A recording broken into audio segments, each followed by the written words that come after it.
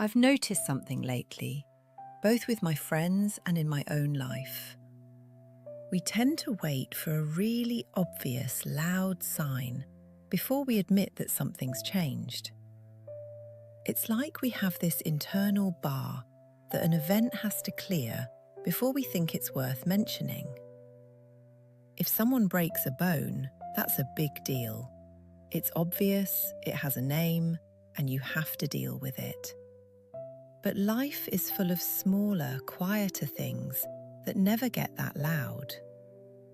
Maybe you're misplacing your glasses more often, or you hesitate a second before picking up something heavy. These things are so small that they often slip by unnoticed because they don't seem like a big deal. It's like we think if a problem isn't screaming, it doesn't exist. After years of keeping things going, managing work or families, we learn to ignore anything that isn't a crisis. Some say it's being, well, we just don't have time for every little thing. We tell ourselves it's just one of those things, or that we're having an off day. Since these changes don't stop us from working or being there for our families, we see them as nothing. We wait for the big one to give us permission to pay attention, and until then, we push on like nothing's changed. There's also a social side to this. Many of us feel like mentioning these little things would make us sound like we're complaining or too focused on ourselves. We don't want to be the person who talks about how hard it is to open a jar or how the stairs feel longer at night. It's like breaking a silent rule to stay strong. So, instead of talking about it, we find ways around it. We buy gadgets to open jars, or we wait for someone else to do it. We don't talk about the change, not because it isn't there, but because we don't know how to make it sound important enough to share. Actually, it's a bit complex. When we ignore these quiet signs because they aren't big enough, we might miss a chance to understand what our lives are like right now. These small things might not be warnings. They could just be how our bodies are telling us what they need. Being aware doesn't have to mean finding a solution. Sometimes it's enough to notice. It lets the experience be real without being a disaster. What you do with these thoughts, whether you just keep them in mind or talk about them, is up to you. There's no right or wrong way to decide what's important. Maybe these small changes will stay small and quiet. You can just keep them in mind as you go through your day. Think about them if they become important, or just forget them if they don't. After that big event is over, lots of folks notice this quiet habit creeping in. It usually sounds like, I used to nail this in 5 minutes, or I didn't even have to think about this before. Maybe it's remembering how quickly you memorized phone numbers, or how easily you carried heavy bags upstairs. We hold on to these memories of our younger selves, feeling like we have to keep up, even when life has moved on. It's like we're living with a ghost of who we were back in the day, using that ghost to judge ourselves today. It's like a constant little letdown, feeling like any change is a loss or that we're somehow less than we were. When we take a bit longer to find the right word, or pick a chill evening over a party, we see it as going downhill from our prime. We don't often wonder if our past self was really better, or if they were just dealing with different stuff. Most people don't chat about this because it feels personal and a bit sad. It's tough to say how frustrating it is when your body or mind isn't as quick as it used to be. We might worry that admitting we're not who we used to be means giving up on something. So we stay quiet, keep the frustration inside, and push ourselves to match a speed that we don't even need anymore.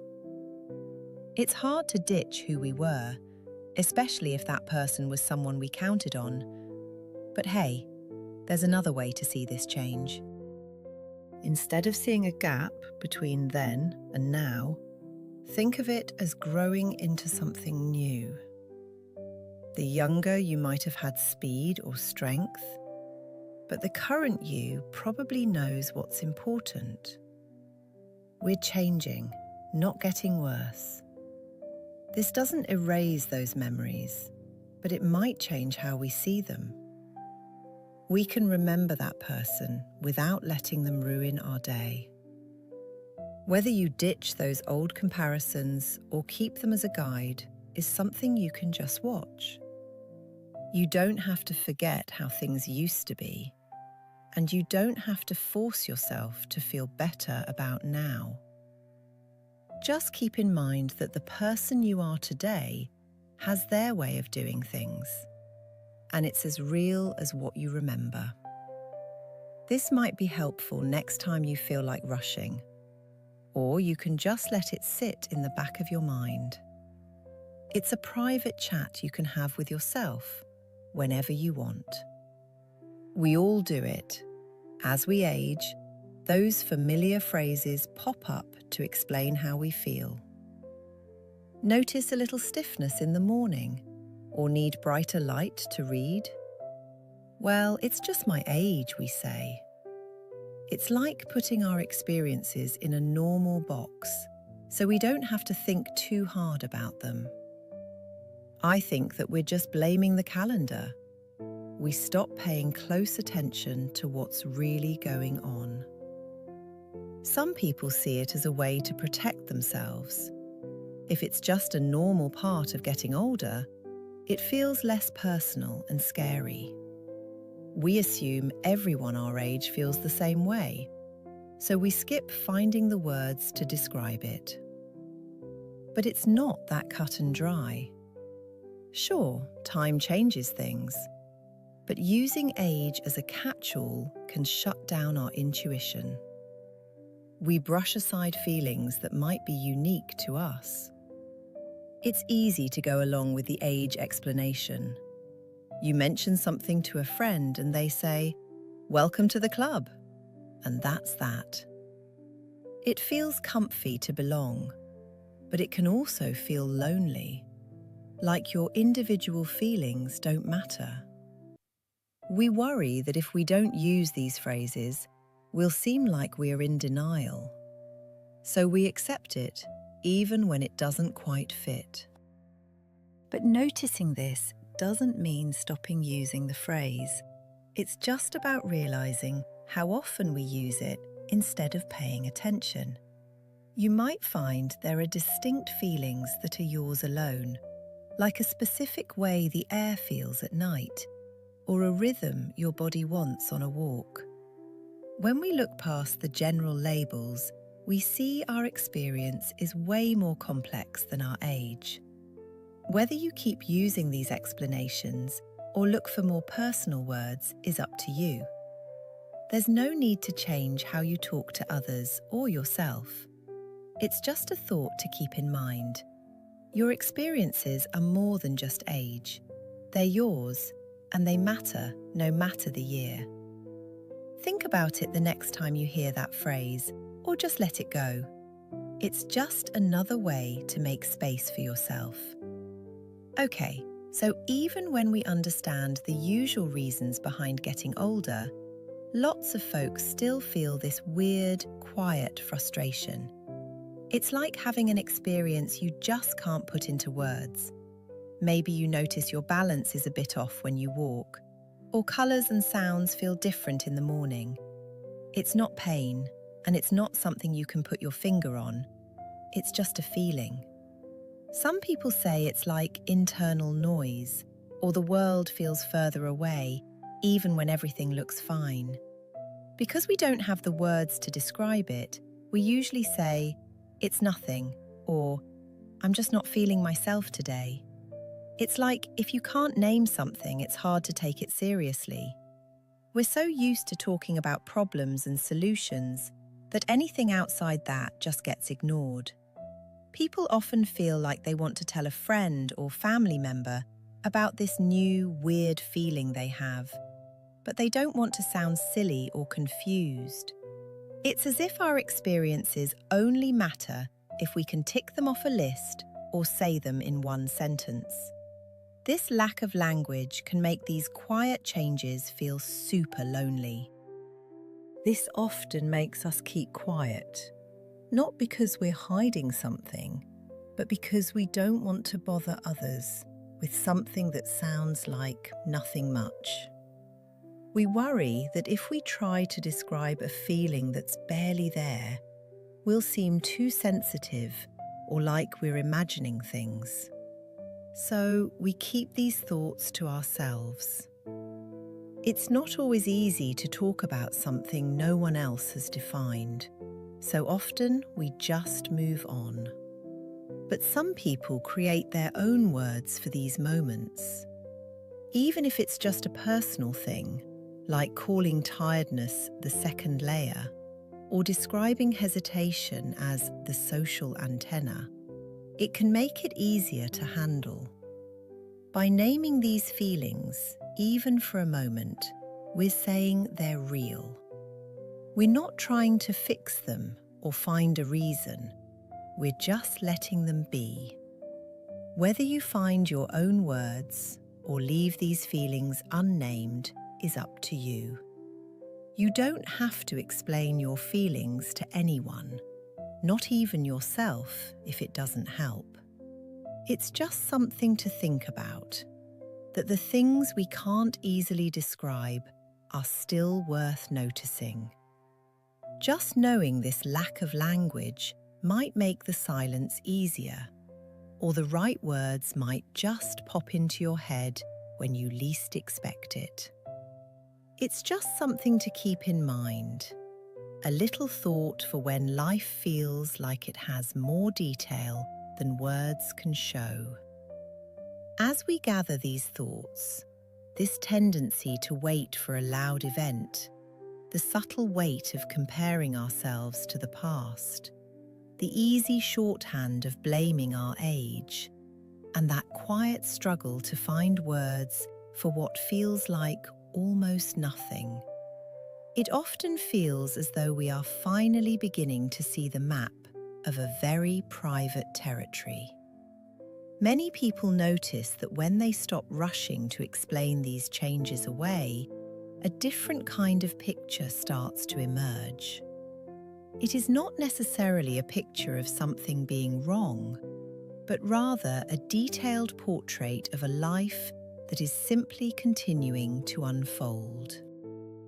We spend so much of our time looking for the big landmarks that we sometimes forget that the texture of our day is actually made up of these tiny, quiet shifts in the background. It often feels as though we've been taught that if something isn't a problem to be solved, it isn't worth our time or our thoughts. But some describe a sense of quiet relief that comes from just acknowledging these small flickers as they happen. It is like finally noticing the way the light in a room changes as the afternoon moves toward evening. You don't try to change the light, and you don't worry that the sun is setting. You simply observe the shift in colour and shadow. By giving ourselves permission to notice the inconvenient or the unnamed, we are essentially reclaiming our right to be the most attentive observers of our own existence. There is a certain dignity in this kind of awareness. It allows us to move away from the noise of what the world expects us to feel and brings us back to what we are actually experiencing in the present moment. It isn't always so easy to sit with these observations, especially when they don't lead to a clear answer or a specific destination. It can feel a bit strange to simply name a feeling and then just let it stay there, without trying to push it into a category or a plan. Yet, this act of naming, even if we only do it in our own minds, reduces the quiet static of uncertainty that often hums beneath the surface of our days. The value of paying attention to what is usually ignored isn't that it changes the outcome, but that it changes how we feel while we are living through it. We are no longer just passive passengers on a timeline. We are active participants in the subtle dialogue between our bodies and our surroundings. This doesn't mean that the questions go away, or that the comparisons to our younger selves won't occasionally return. It just means that we have a little more space around those thoughts. We have a language, even if it's a silent one, that honors the complexity of our current experience. Whether these reflections stay with you as you go about your evening or simply drift away is something that doesn't need to be decided now. There is no pressure to carry this awareness as a new task or a new responsibility. It is just something you can keep in mind, a quiet possibility that your small, unvoiced observations are in fact quite significant. Perhaps someday you will find it helpful to revisit these thoughts, or perhaps they will just remain part of the background, like the hum of a house at night. It is enough to know that they are there, and that your experience, in all its quiet and subtle change, is something that belongs entirely to you.